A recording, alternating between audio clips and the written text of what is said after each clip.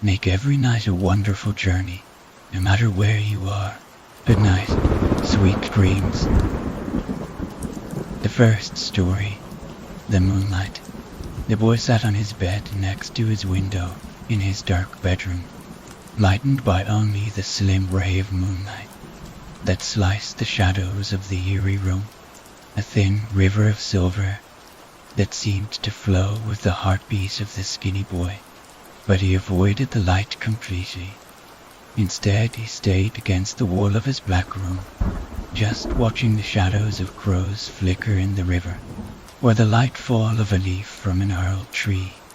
He never strayed from the spot in his bedroom, immersed in deep thought. But the boy's arms, they were horrible. They were strangely twisted, covered in bruises from years of abuse. It was not just his arms, but in fact, his entire body. The back of his legs were red and swollen, beaten with sticks, his toes bent in all directions. He could imagine them appearing just by closing his eyes like a nightmare. His mother raising the broom handle near his legs, his knees buckling as he fell to the ground, tears swelling in his eyes, his mother smiling a crazy smile, once again swiping the stick with the force of unnatural desire. As if of evil greed, he could imagine his whimpers and yelps, like a tortured dog. No, it wasn't possible. His mother could have never loved him. So many lies he had heard from her blasted mouth promising she would never do it again. Disliking beating him, of course, they were lies. All his life he had felt pain. Vaguely he could remember happy, joyous memories, but then the dark shadow of his painful memories would take over again, and he would feel the pain once more. He could never get rid of them in his 7 years of life, his 7 years of torture. He knew what he had to do to end the pain.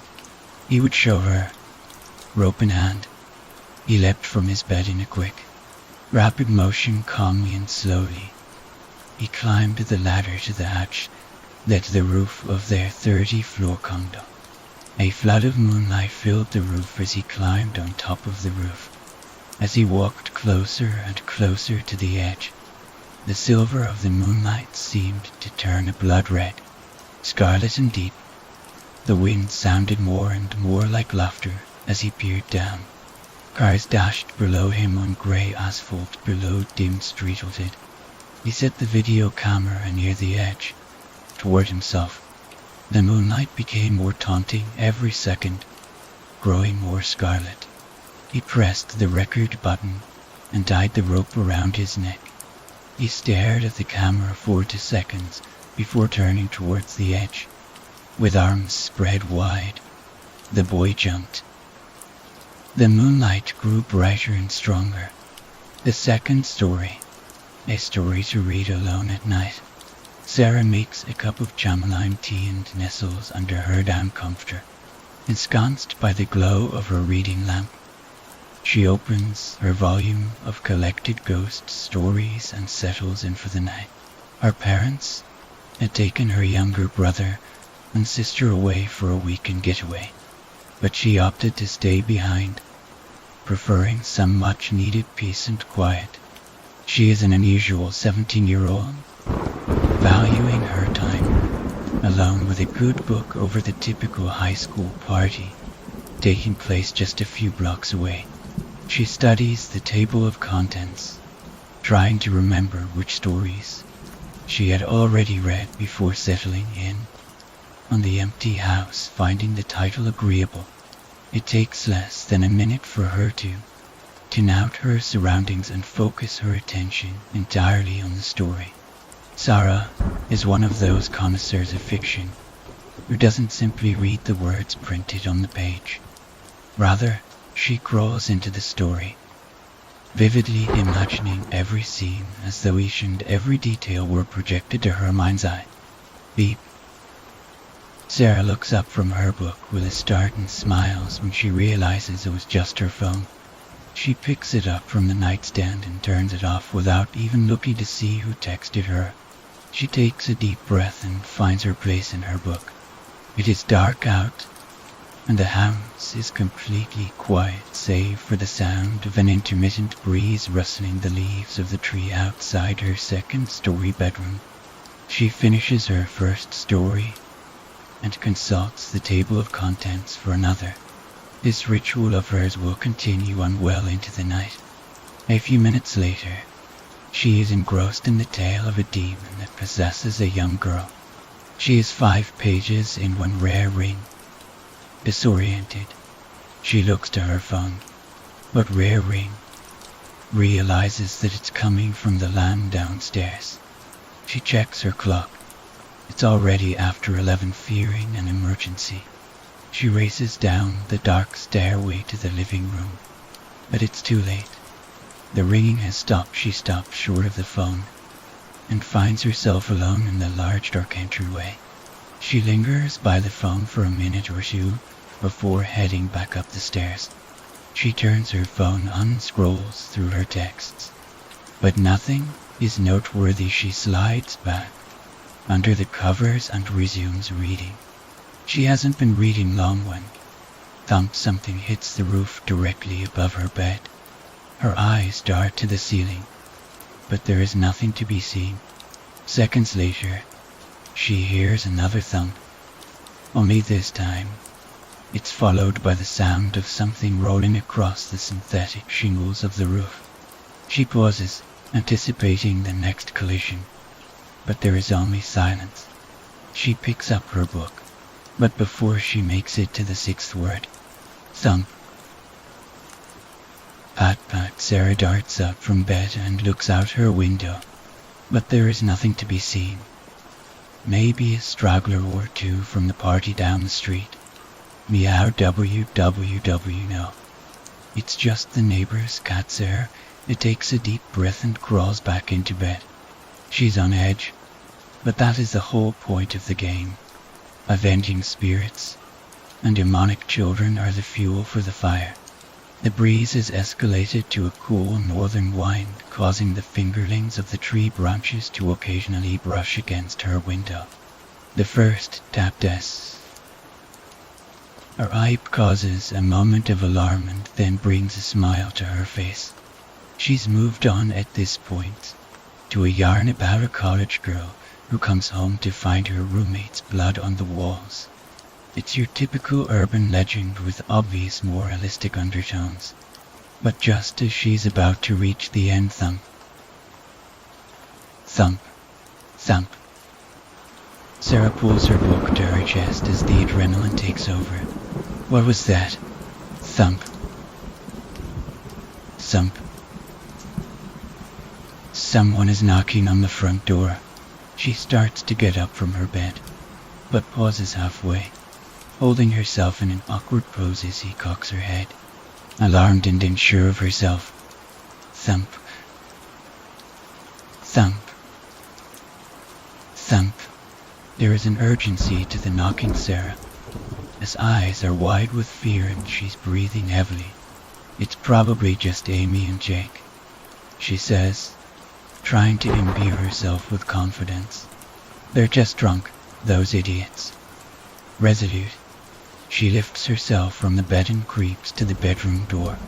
She makes her way down the dark hallway to the staircase and follows them down, stepping lightly, as though not to wake anyone. She pauses at the foot of the landing and cranes her head towards the door.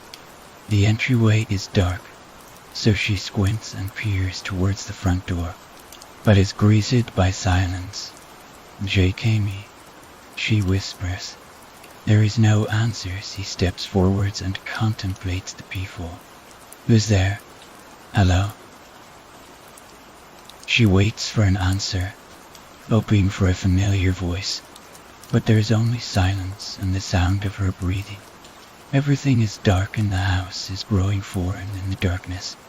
Shaken, she turns and ascends the stairs, trying her best to walk lightly. The floorboards creak with each step, and the slower she goes, the louder they grow. Damn it, she mutters. She takes another step and another, but the floorboards are groaning beneath her. She hesitates for a moment, and with a sudden burst, sprints up the stairs and into her room, where she dives into bed. Moments pass. "You're being silly," she tells herself. "It was just Jake and Amy, or some other drunk friend," she says soothingly. She turns off her reading lamp and the room turns black. She is safe there, secure. Beneath the sanctuary of her comforter, her breathing slows and she talks herself down the cat. The phone, the knock at the door, they all have innocent explanations to anyone who didn't waste their time with nonsensical ghost stories. Normal kids who go to parties would take these things for what they are. She reassures herself. Click. Brer. It's just the heater. She reminds herself, perfectly normal. She pulls the covers tight and slowly begins to adjust to her dark surroundings. It was all nothing. She begins to grow tired and soon she can't keep her eyes open. The steady whir of the heater is lulling her to sleep. 15 minutes later, the heat is still blowing. Sarah kicks the comforter away. But the heat is relentless. She tosses and turns, wrestling the sheets free. But it's no use. In a fit of frustration, she gets up from her bed and slides the window open. She tries to get comfortable again, but it is no use. The wind has died down and her room is quiet except for the heater. She waits, but it's no use. The heat continues to blow. She stirs and rises from bed, neglecting the light to make her way downstairs. She'll find the thermostat at 90, but that's beside the point. It's late now. My plug worked, and she's finally invited me in. An open window, a walk-in closet. The night's not over, and now it's time to play my game. The third story, blackness. There's something about the color black. Some may say that it's not a color, and neither is its opposite. White. Some say that black is the absence of light, and white is the absence of color. Black has also been the symbolic hue for evil. Perhaps this is due to the fear of darkness humanity has so long been embedded with. A fear so strong that the lack of light would drive white would Dr. One into the peaks of insanity. Long before civilization, long before the great efforts of making tools, man has braved the blackness of infinity, the night, with only the moon by his side. And yet the fear we feel inside for the darkness of night is but a sliver of the reality, for the night has been the home of the stars in the sky, and the only blackness we see is the blackness due to the absence of daylight. Taking one moment to close one's eyes would reveal blackness skin deep, for the light could still penetrate the eyelids. Where is the lightless abyss, the true blackness? Where can we find the true absence of light? Yet the more appropriate question is, why does darkness exist? Does it have a purpose? What horrid, monstrous, mad things does it hold behind its blanket of nothingness? What if I told you that I knew the things behind the veil of blackness? I knew of the things that men feared in their early years on earth, and their premature drive to fight back the madness with light. The veil of true darkness blinds them from human sight, but our once keen senses would have still heard their murmurs. And now, multitudes of secret worshippers long to hear the whispers of the sleeping insanities, longing to reach the state of euphoric lunacy, forever chanting, forever praying, until the stars align themselves to their rightful positions. For the veil that separated madness to sanity can only last for so long. What if I told you that the date everyone has coveted it, the date that had been marked long before the first Europeans settled in the New World, is the day when the stars will finally reach their alignments? You would tip your hat and say good by once the words reach your ears. But I know what I saw, I know the numbers. I did the math. I studied the stars, as the Mayans had done before me, and I knew. Then the blackness wouldn't matter anymore.